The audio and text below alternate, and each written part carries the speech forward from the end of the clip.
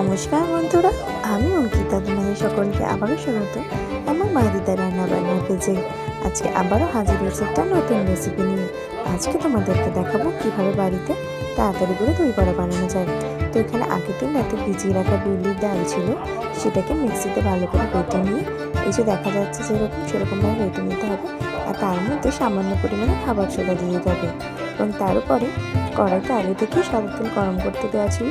সেখানে এরকম বড়ার আকারে আস্তে আস্তে এই বড়াগুলোকে ভেজে নিতে হবে, ঠিক যেমনভাবে আমার ভিডিওতে দেখা যাচ্ছে সেরকমভাবে।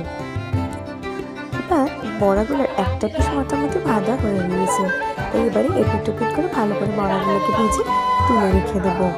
এবার অন্য একটি পাত্রে একটুখানি ঠান্ডা জল রাখা ছিল, বড়াগুলোকে এবার একটুখানি ঠান্ডা হতে দিয়ে সেই জলের মধ্যে দিয়ে কিছুক্ষণ পর্যন্ত ভিজতে দেবো। ততক্ষণে অন্যদিকে দই বড়া যে দইটা, সেটাকে আমরা কীভাবে বানাচ্ছি চলো দেখে নাও। এখানে সামান্য টক দই নিয়েছি, আর এবারে টক দইয়ের মধ্যে অল্প পরিমাণে সামান্য পরিমাণে লঙ্কার গুঁড়ো, জিরের গুঁড়ো, চিনি দিয়ে ভালো করে এটাকে মিক্সড করে নিয়েছি। যে দেখো এবার এই যে বড়াগুলো আগে থেকে ঠান্ডা জলে ভেজানো ছিল, সামান্য পরিমাণে একটু চিপে চিপে জলটাকে চুষে নিয়ে এই দইয়ের মধ্যে বড়াগুলোকে দিয়ে দেবো একে একে, ঠিক যেভাবে আমি দিচ্ছি দেখো তোমরা।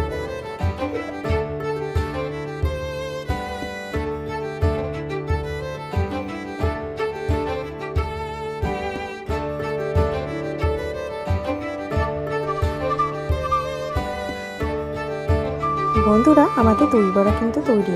এবার এই যে বড়াগুলো খুব সুন্দর করে একটুখানি সাজিয়ে নেব। উপর থেকে একটু টমেটো সস দিয়েছি আর একটুখানি ঝুরি ভাজা দিয়ে দিয়েছি। এভাবে কিন্তু তোমরাও বাড়িতে বানিয়ে দেখো। আমার কিন্তু দই বড়া খেতে খুব ভালো লাগে। তোমাদের কার কার ভালো লাগে অবশ্যই আমাকে কমেন্টে জানিও। আর রেসিপিটা যদি ভালো লেগে থাকে অবশ্যই আমার ভিডিওটাকে লাইক করো আর চ্যানেলটাকে সাবস্ক্রাইব করতে কিন্তু ভুলো না।